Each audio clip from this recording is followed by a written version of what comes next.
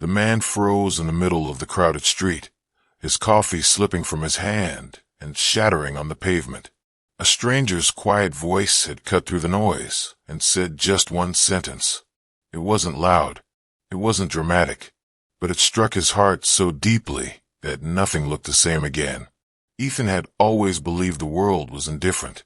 People walked past each other without seeing, without caring, without stopping. That morning felt no different. He moved through the city on autopilot, shoulders tense, eyes down, heart guarded. Life had taught him that hope was dangerous, kindness unreliable, and expectations a fast track to disappointment. The city roared around him, car horns, footsteps, distant sirens, but inside Ethan, everything felt muted. He hadn't always been this way. Once he believed in effort, in goodness, in the idea that people showed up when it mattered. But life had stripped those beliefs slowly, painfully, one loss at a time. As he waited at the crosswalk, memories pressed and uninvited. His mother's tired smile before illness stole her strength. His father's silence after leaving, the kind that never really explained itself. Promises broken, calls never returned, apologies that came too late, or not at all. Ethan exhaled sharply, tightening his grip on his coffee cup. He didn't want to think. Thinking led to feeling, and feeling hurt. The signal turned green, and he stepped forward with the crowd, unaware that within minutes, a single sentence from a stranger would dismantle the emotional armor he had spent years building. The collision was small but sudden. Someone bumped his shoulder hard enough to jolt him out of his thoughts. The coffee spilled, splashing across the sidewalk, the cup rolling uselessly away. Ethan cursed under his breath, irritation flaring instantly. "I'm sorry," a voice said, soft, steady, sincere. He looked up, ready to dismiss it, when he saw her. She wasn't rushing. She wasn't defensive. She stood there, holding eye contact, as if his inconvenience mattered. Her hair was streaked with gray, her coat worn at the edges, her posture tired but composed. "It's okay," Ethan muttered, though it wasn't. Nothing felt okay anymore. She bent down and picked up the fallen cup, her movements slow but deliberate. "You look like someone carrying too much," she said gently. The words caught him off guard. People didn't notice things like that. Not strangers. Not in this city. Before he could respond, she added quietly, "You don't have to be strong all the time. Some days surviving is enough." The sentence landed heavily in his chest. It wasn't advice. It wasn't pity. It was recognition. And somehow, that made his throat tighten. She handed him the cup, nodded once, and walked away, leaving Ethan standing still while the world continued to rush past him. Ethan remained frozen long after she disappeared into the crowd. The words replayed in his mind, over and over, echoing in places he had locked away. "You don't have to be strong all the time." He felt foolish for standing there, heart racing, eyes burning. It was just a sentence. A stranger. A moment that should have meant nothing. Yet it felt like someone had reached into his chest and gently pressed on an old bruise, the kind that never fully healed. He thought about how long he had been forcing strength, showing up to work without complaint, smiling when asked how he was, swallowing grief because it made others uncomfortable. No one had ever given him permission to be tired before. As he continued walking, the city seemed different. Not quieter, but sharper, more alive. He noticed a man holding a door open, a woman comforting a crying child, a barista patiently explaining a menu to an elderly customer. Had these things always been there? Or had he been too closed off to see them? For the first time in years, Ethan felt something unfamiliar stir within him. Not happiness, not relief, but awareness. The realization that maybe the world wasn't entirely cold. Maybe he had been surviving on emotional autopilot for so long that he forgot how to feel anything else. That night, Ethan lay awake staring at the ceiling, the stranger's sentence looping endlessly in his thoughts. Sleep refused to come. Instead, memories surfaced, moments he had buried because they hurt too much to examine closely. He remembered the night his mother had apologized for being sick, as if her illness were a personal failure. He remembered how he had smiled and told her he was fine, even though he was terrified of losing her. He had been strong then, or at least, he had pretended to be. No one had told him it was okay to fall apart. No one had told him strength didn't have to mean silence. The sentence replayed again. Some days, surviving is enough. Tears slid down the sides of his face, surprising him with their intensity. He didn't wipe them away. For once, he allowed them to fall. It felt uncomfortable, vulnerable, and strangely relieving. Ethan realized how many times he had dismissed his own pain, comparing it to others, minimizing it because others had it worse. But pain wasn't a competition. Hurt didn't need justification. That stranger hadn't fixed his life. She hadn't erased his losses. But she had cracked something open, an understanding that compassion wasn't weakness, and that extending it to himself might be the hardest, yet most necessary, thing he would ever do. The following morning, Ethan noticed he was breathing differently. Slower, deeper. The heaviness hadn't vanished, but it felt less suffocating. As he walked to work, he caught himself looking at people's faces instead of the ground. At the office, when someone asked, "How are you?" he paused. The automatic fine hovered on his lips, but this time he said, "It's been a hard week."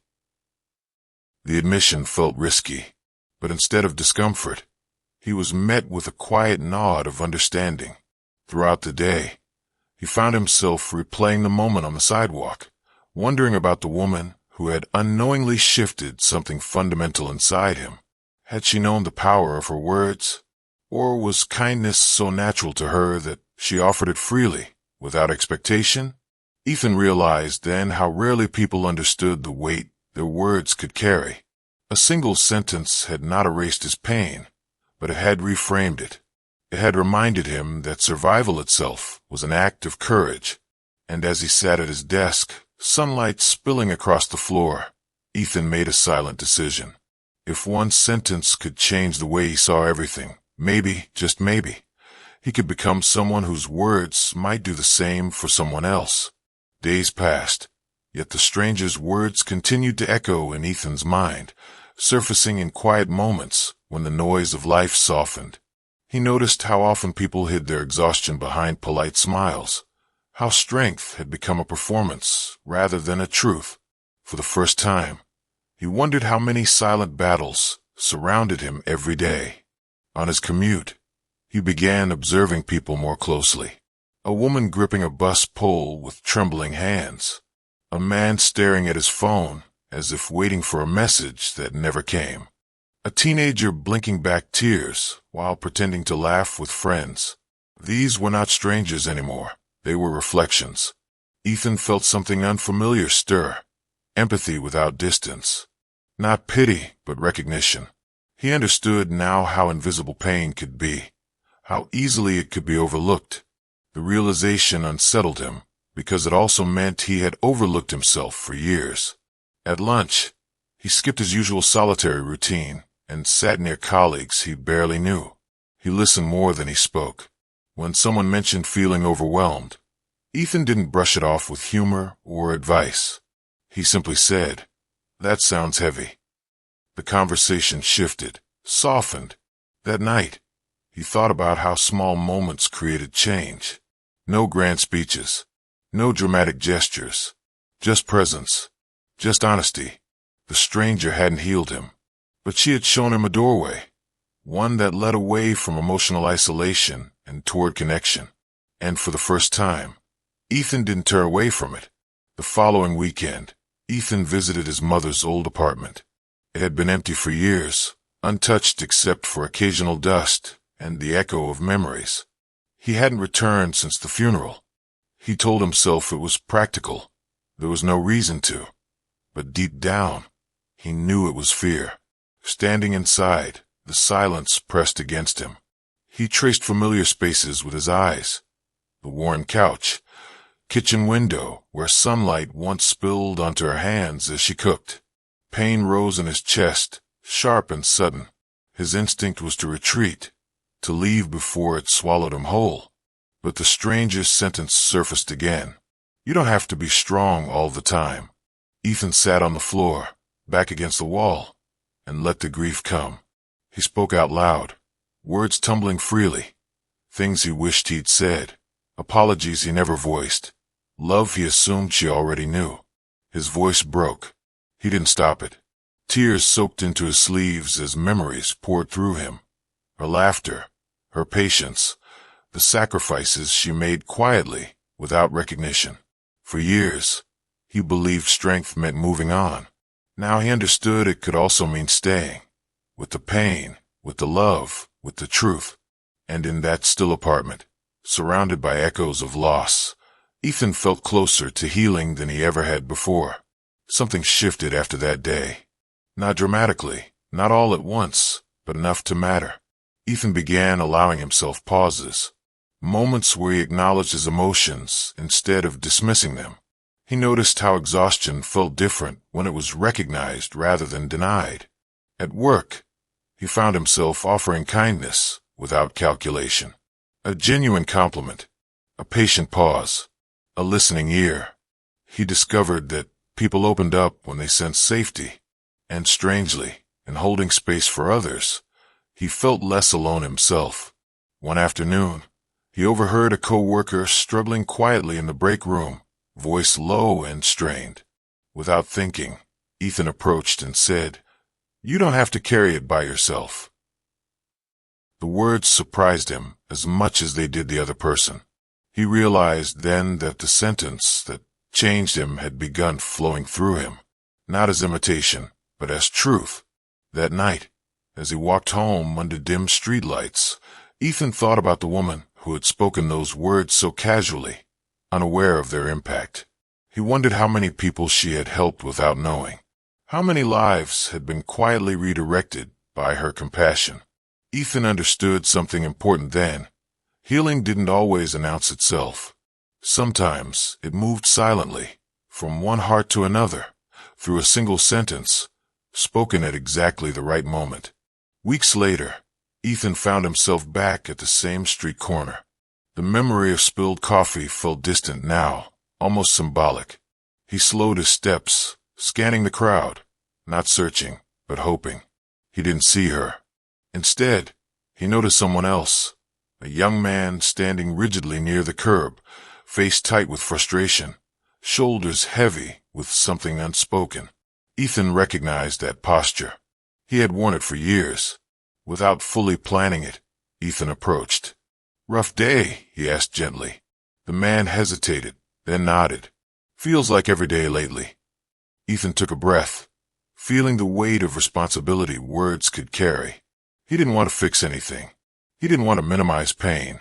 He simply said, "You're allowed to be tired. That doesn't mean you're failing." The man's expression shifted, just slightly, but enough to matter. His shoulders loosened. His eyes softened. They parted ways moments later, strangers again. But Ethan felt something settle within him. A quiet certainty. He realized then that the sentence that changed his life wasn't meant to stay with him alone. It was meant to travel, to ripple outward, to remind others, like it had reminded him, that survival itself could be an act of courage. That night, Ethan reflected on how fragile people truly were, and how resilient, how often lives changed not through grand interventions, but through brief, sincere moments of recognition. He thought about all the times he had underestimated the power of words. The stranger hadn't known his story. She hadn't asked for it. Yet she had spoken directly to a wound he thought was invisible. Ethan understood now that compassion didn't require understanding every detail. It required presence, honesty, humanity. As he prepared for sleep, he felt something unfamiliar, yet comforting. Hope without pressure. Not the kind that promised everything would be okay, but the kind that whispered, "You don't have to face it alone." He knew there would still be hard days. Grief didn't disappear. Pain didn't vanish. But now he had language for it, permission for it. One sentence had changed the way he saw everything, not by erasing suffering, but by reframing strength. And as Ethan closed his eyes, he made a quiet promise to himself to speak with care, to listen without judgment, and to remember that sometimes the smallest words carry the greatest power. Change didn't arrive loudly in Ethan's life.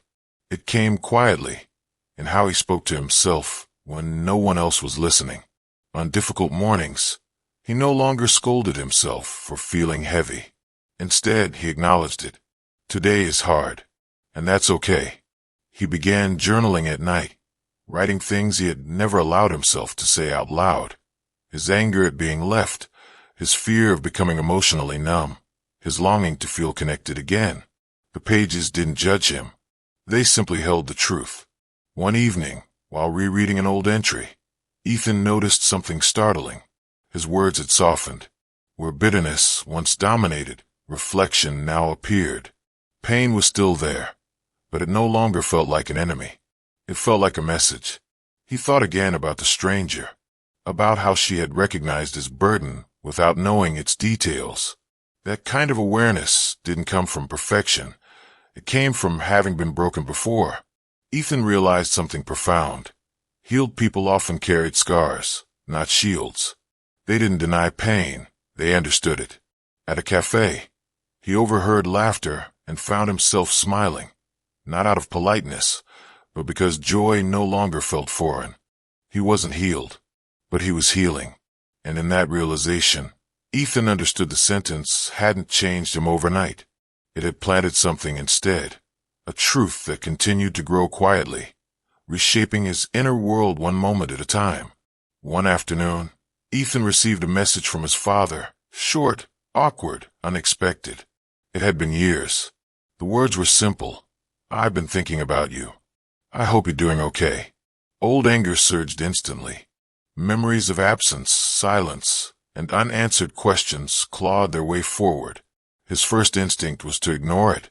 Some doors, he believed, were better left closed. But the stranger's sentence surfaced again, gently this time. Strength didn't always mean resistance. Sometimes it meant courage, the kind required to face unresolved pain.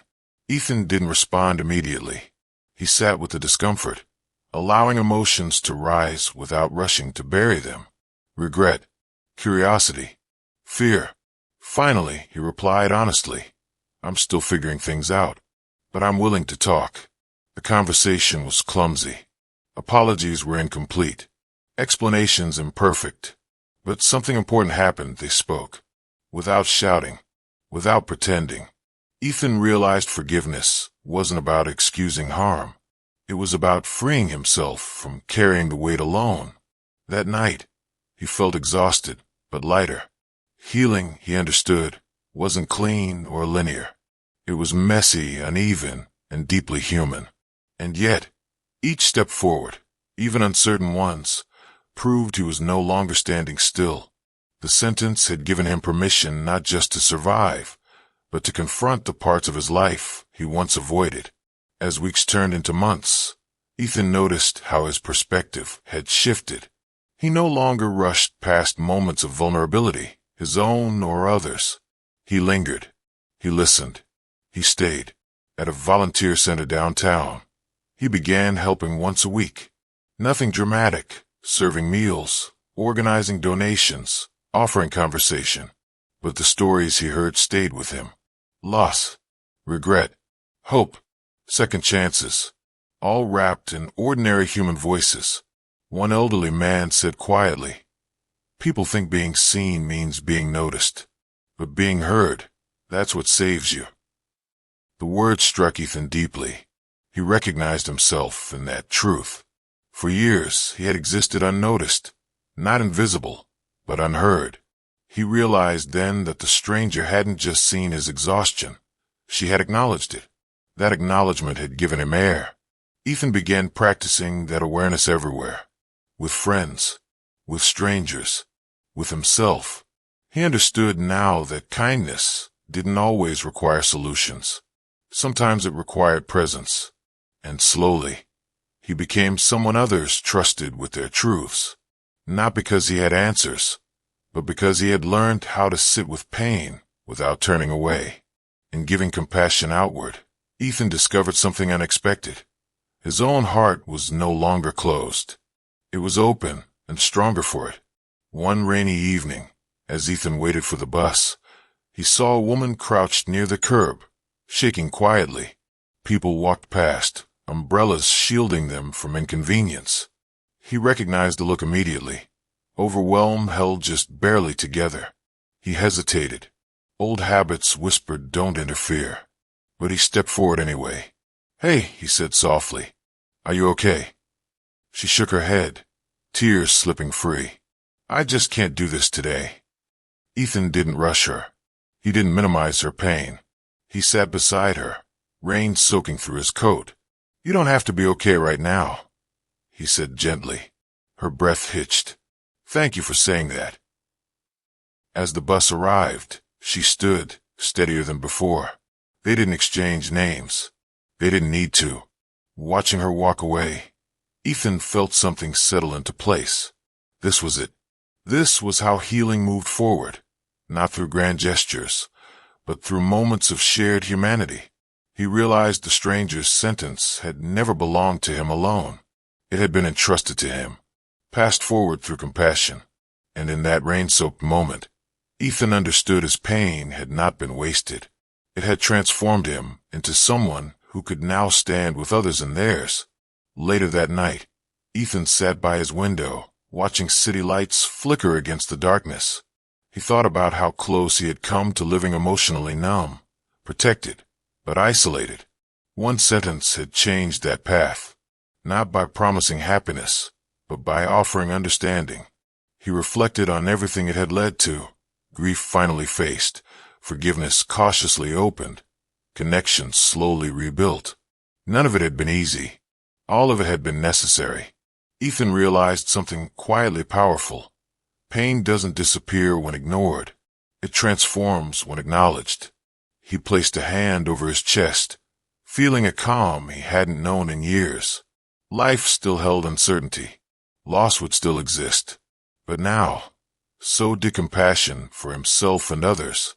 The stranger's words echoed once more, no longer heavy, but grounding. Surviving is enough. And as Ethan prepared for sleep, he knew this truth would stay with him, not as a reminder of weakness, but as a definition of strength. He wasn't healed, but he was whole enough to keep going, whole enough to care, whole enough to speak words that might one day change someone else's world, just as his had been changed.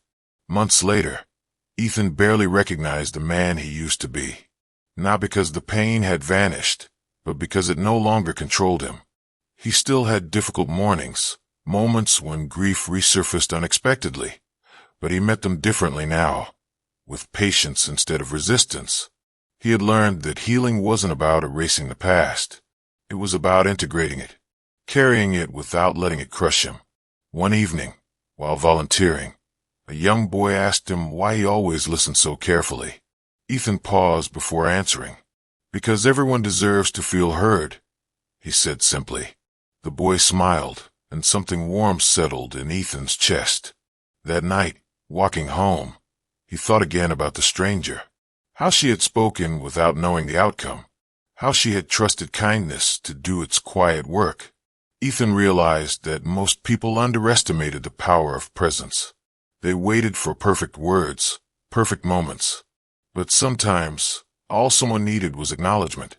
The city lights reflected in puddles along the sidewalk. Ethan slowed his pace, breathing in the cool air. Life still held uncertainty, but it also held connection now. And for the first time in a long while, Ethan didn't feel like he was merely surviving.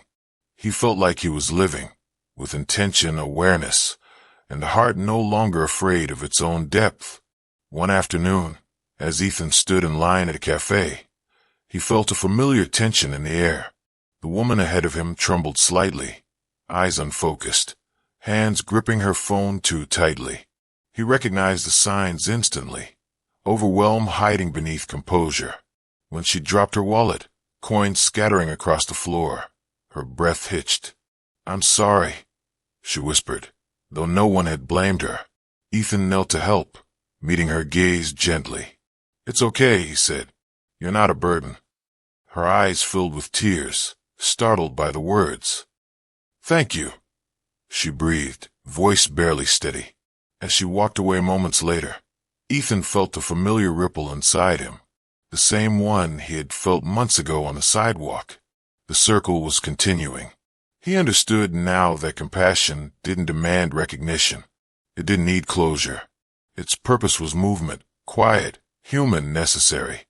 The barista handed him his coffee. Ethan smiled, the warmth of the cup grounding him. One sentence had once changed the way he saw everything. Now he was part of that chain. Proof that healing doesn't end with us. It expands, gently, purposefully, from one heart to another. That evening, Ethan finally sat down to write something he had been avoiding. A letter to himself. Not the broken version he used to criticize, but the one who had endured. He wrote about loss, about regret, about the years spent pretending to be fine.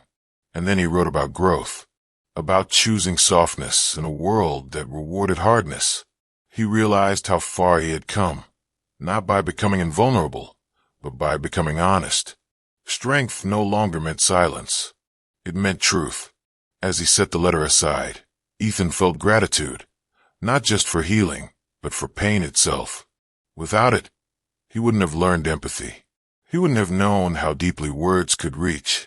He thought again of the stranger, how she might never know what her sentence had done, and somehow, that made it more meaningful. True kindness didn't wait for results. It trusted its own purpose. Ethan closed his eyes, feeling settled.